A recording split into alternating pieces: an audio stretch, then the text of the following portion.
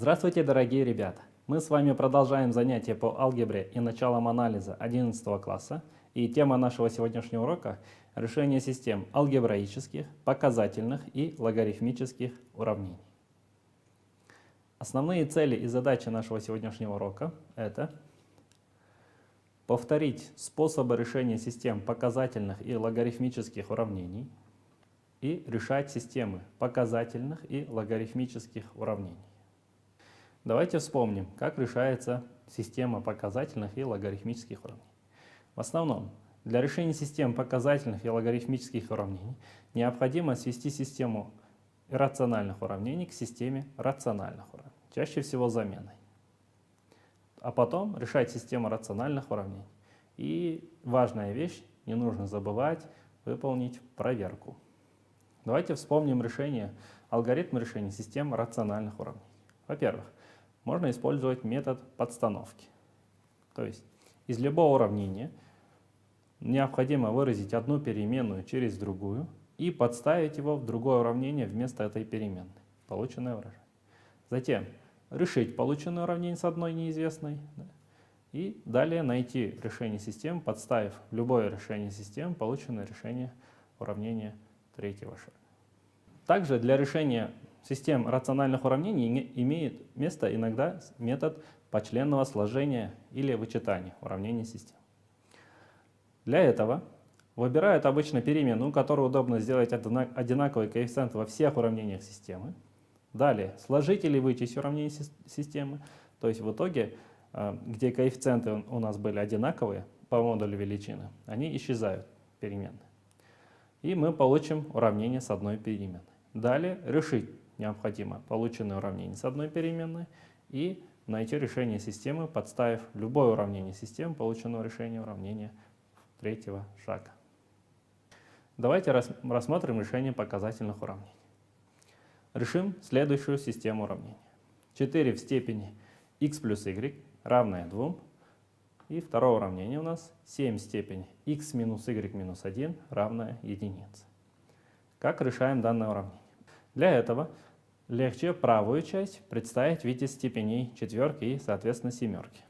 Тогда мы получим, что 4 в степени x плюс y равно 4 в степени 1 вторая. Ну, двойку можно выразить как корень из 4, то есть 4 в степени 1 вторая. А единицу можно записать как 7 нулевой степени. Тогда мы получаем, что 7 в степени x минус y минус 1 равен 7 нулевой степени.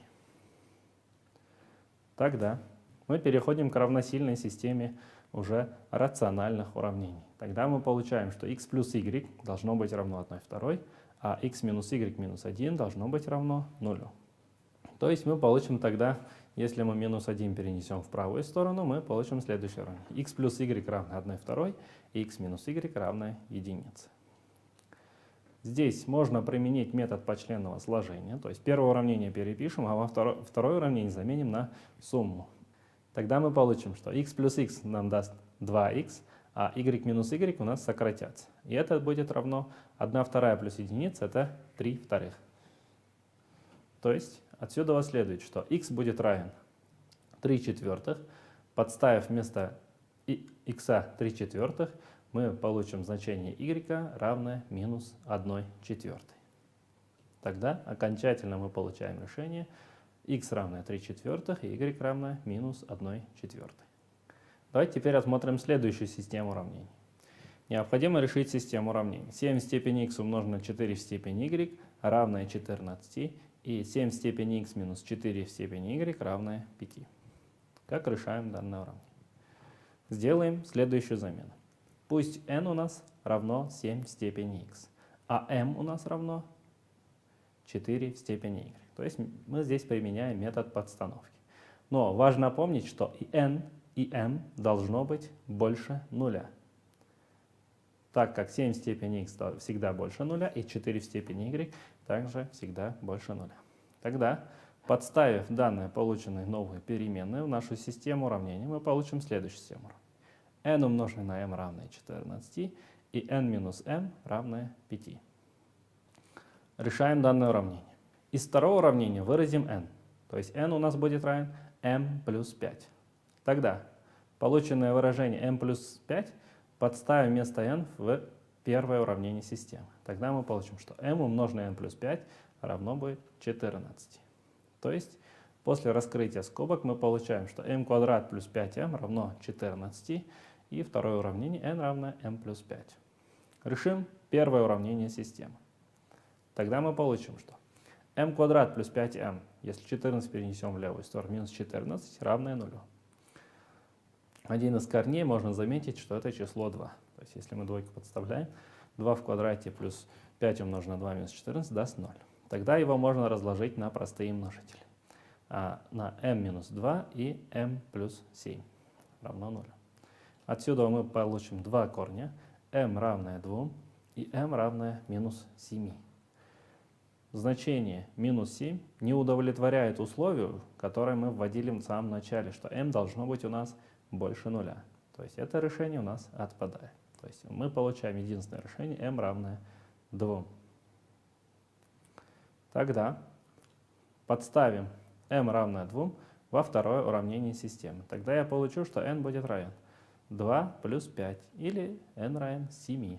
Теперь, если мы вернемся к исходным переменным, то мы получим следующее уравнение.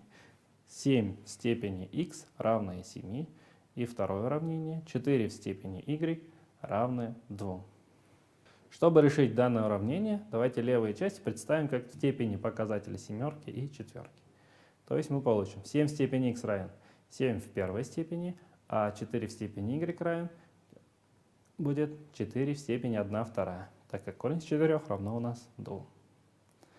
Тогда показатели у нас должны быть равны, то есть x должно быть равно единице, а y равен 1 второй. Это наш с вами ответ. Ответ 1 и 1 вторая. Давайте теперь у доски рассмотрим решение систем уравнений логарифмических. Решим следующую систему уравнений. Логарифм по основанию 5 от x минус логарифм по основанию 2 от y равно минус 1.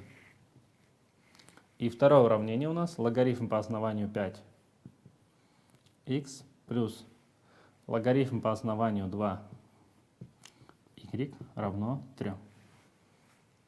Как решить данную систему уравнений логарифмических? Здесь можно сделать замену переменных. И в первой системе уравнений, и во втором системе уравнений у нас есть логарифм числа x по основанию 5. Давайте его заменим на m.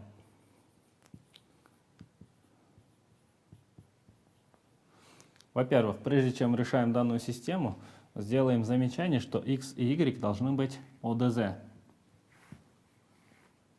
X означает, что x у нас принадлежит от 0 до плюс бесконечности. ОДЗ y также x должно принадлежать области от 0 до плюс бесконечности. То есть решение должно быть принадлежать этим областям, так как логарифм по основанию 5 не может давать отрицательное число. 5 в любой степени это положительное число. Так, сделали следующую замену. И вторая замена это логарифм по основанию 2 от y равен n. Тогда, подставив данное выражение в нашу логарифмическую систему логарифмических уравнений, мы получим систему алгебраических уравнений. То есть следующее мы получим. Система, где вместо x заменяем m, то есть m минус n равен минус единице. Во втором m плюс n равное 3. Теперь решим данное уравнение. Систему. Здесь метод почленного сложения применяем, так как у меня здесь стоит минус n, тут плюс n. Что мы получим? Давайте первое уравнение просто перепишем. m минус n равное минус единице. Во втором уравнении мы получим результат почленного сложения. m плюс n будет 2m. Минус n плюс n это 0. Сумма минус 1 и 3 это будет 2. Тогда, если мы продолжим решение, мы получим следующее. Если поделить на 2 здесь, во втором уравнении все, мы получим m равно единице. Если m у нас единица, то заметно, что n будет чему равно? Подставим сюда 1 минус n равное минус единице. Тогда отсюда следует, что n у нас будет равно 2, а m равно 1. Мы получили нашу систему решения. Теперь вернемся к исходным переменным. Логарифм по основанию 5 от числа x равно у нас будет m. m у нас равно 1. А логарифм числа y по основанию 2 равно 2. Вот это наше решение. Так. Что мы получим? Тогда x у нас будет равен 5 в первой степени, а y будет равен 2 в квадрате. То есть окончательно мы получим, что x равен 5, а y равен 4. Можно сделать проверку. Если мы сюда подставим 5, а сюда 4, логарифм 5 по основанию 5 это единица, логарифм 4 по основанию 2 это 2. 1 минус 2 мы получим минус 1. 1 плюс 2 мы получим 3. Ответ у нас будет 5 и 4. Давайте теперь решим следующую систему уравнений. 3 в степени x минус 2 в степени 2y равное 77 и корень из 3 в степени x минус 2 в степени y равное 7. Решаем систему. 3 в степени x минус 2 в степени 2y равное 77. И второе уравнение системы это корень из 3 в степени x минус 2 в степени y равное 7. Чтобы решить данную систему, давайте введем замену следующую. Корень из 3 в степени x заменим на m. А 2 в степени y заменим на n. Тогда что мы получим? 3 в степени x это можно было бы записать как корень из 3 в степени 2x, то есть m в квадрате, если мы подставим наше выражение. Тогда мы получим m квадрат минус 2. Вместо 2y мы подставляем n, то есть 2 в степени y это n, тогда мы получим n квадрат равное 77. Теперь решим здесь. Так. Корень из 3 в степени x это у нас m, а 2 в степени y это у нас n. Равно все 7. То есть мы получим m квадрат минус n квадрат равен 77, а здесь у нас корень из 3 в степени x это m, а 2 в степени y это n, и между ними знак минус стоит у нас. Что мы получим? Давайте продолжим решение. Если рассмотрим, m квадрат минус n квадрат это разность квадратов. То есть формулой сокращенного умножения воспользовавшись, мы получим m плюс n умноженное на m минус n равен 77. Отсюда внизу у нас m минус n равен 7. Тогда можно заметить, что m минус n равное 7, можно сюда сделать замену. m минус n вместо m минус n заменим семеркой. Тогда мы получим следующее. m плюс n умноженное на 7 будет равно 77. А m минус n у нас равен 7. Оставляем. Первое уравнение системы. Все можно поделить на 7. Тогда мы получим следующее. m плюс n равен 11. А внизу m минус n у нас мы получим равно 7. Давайте второе уравнение системы перепишем просто. m минус n равное 7. А первое уравнение мы заменим по членам сложения. То есть m плюс m будет у нас 2m. n минус n будет 0. 11 плюс 7 – 18. m у нас равен 9. Если мы сюда подставим вместо m девятку, то что мы получим? 9 минус n равное 7. Тогда мы получим следующее решение. m у нас должно быть равно 9, а n тогда должно быть равно 2. Потому что 9 минус 2 даст нам 7. Теперь давайте вернемся к исходным переменным. То есть нам нужно найти x и y. У нас какие переменные? Так. Корень из 3 можем записать как 1/2. Давайте вернемся к исходным переменным. Я продолжу решение. Корень из 3 степени x у нас равно m. m у меня 9. А 2 в степени y это у меня n, а n равно у меня 2. Продолжим. Тогда я получу, что 3 в степени, корень из 3 в степени x, давайте я запишу как 3 в степени, ну давайте так и оставим. Корень из 3 в степени x равно, девятку можно записать как корень из 3, но только в степени 4. Потому что корень из 3 в 4 степени дает нам 9. 2 в степени y перепишем, это у нас будет равен 2 в степени 1 степени. Продолжим решение. Так как основания у нас одинаковые, должны быть, соответственно, равны степени их. То есть я получаю, что x должно быть равно 4, а здесь y равно единице. То есть ответ у нас будет тогда 4 и 1. X равно 4, y равно единице. Давайте теперь рассмотрим систему логарифмических уравнений. Логарифм по основанию 2 от x квадрат плюс 3x минус 2 и минус логарифм по основанию 2 от y равно единице.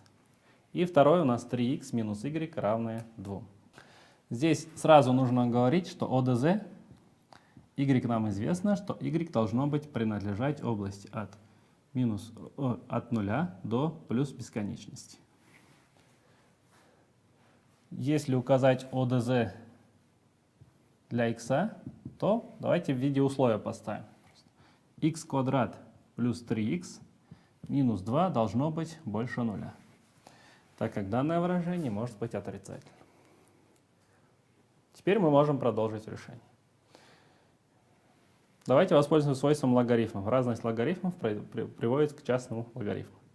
Тогда мы получим, что логарифм первого уравнения по основанию 2 от x квадрат плюс 3x минус 2 будет деленное на y, так как здесь минус, равно единице. Второе уравнение системы мы просто здесь можем выразить y чему равно. Y будет равен 3x минус 2. Теперь, тогда в первом уравнении, воспользовавшись свойством, мы получим, что x квадрат плюс 3x минус 2 деленное на y будет равно 2 в первой степени. То есть 2 в первой степени. Второе уравнение просто перепишем. Y равное 3x минус 2. Теперь перепишем нашу систему, умножив обе части в первого уравнения на y. Тогда мы получим x квадрат плюс 3x минус 2 будет равен 2y. Нижнее уравнение просто перепишем. Y равное 3x минус 2. Давайте подставим значение y мы вычислили. Y равно 3x минус 2. Подставим его вот сюда вот вместо y. Первое уравнение. И решим полученное уравнение. Тогда мы получим x квадрат плюс 3x минус 2 у нас будет равен 2 умноженное на, вместо y подставляем 3x минус 2. Продолжим наше решение. Раскроем скобки. X квадрат плюс 3x минус 2. Здесь раскрытие скобок даст мне 6x и минус 4.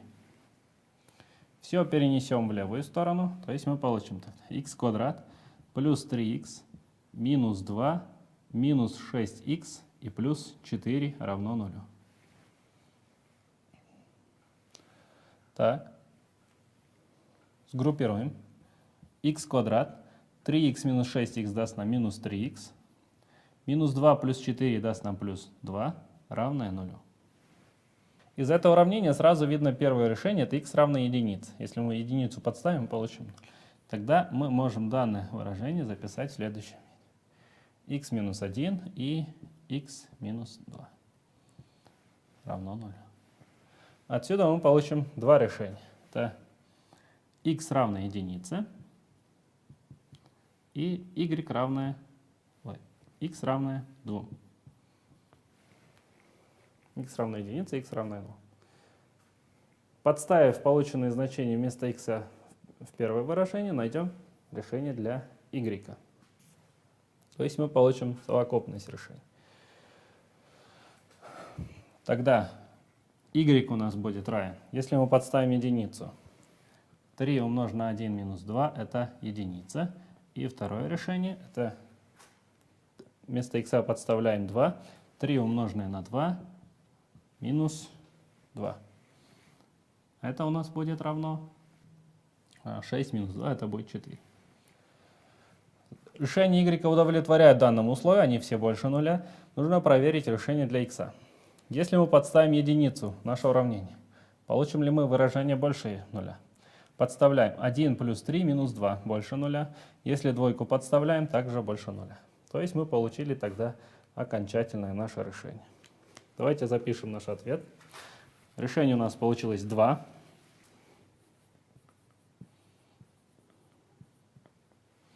Ответ у нас будет следующий. Первое решение это 1 и 1. И второе решение это у нас 2 и 4. Давайте подведем итоги нашего сегодняшнего урока. Мы с вами повторили способы решения систем показательных и логарифмических уравнений и решали системы показательных и логарифмических уравнений. На этом наше занятие подходит к концу. Спасибо вам, ребята, за внимание и до новых встреч!